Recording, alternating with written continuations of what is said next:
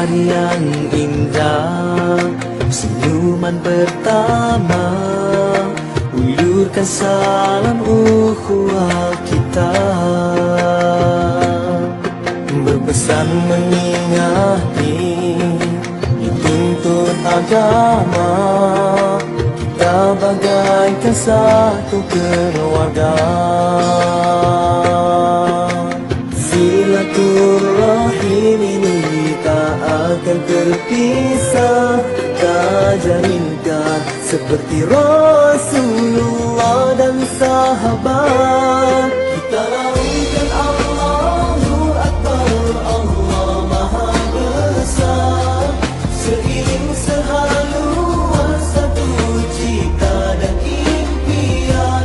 Susah dan senang kita tentu bersama, bertemu berpisah kerana Allah.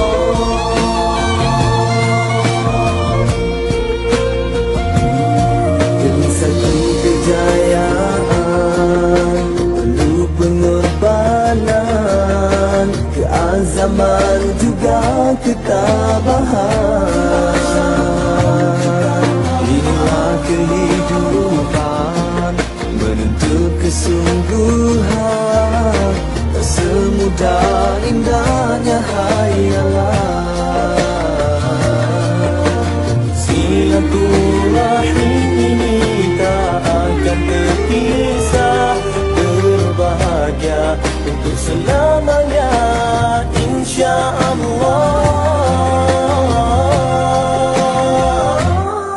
Kita laungkan Allahu Akbar, Allah Maha Besar, seiring sehaluan satu cita dan impian. Susah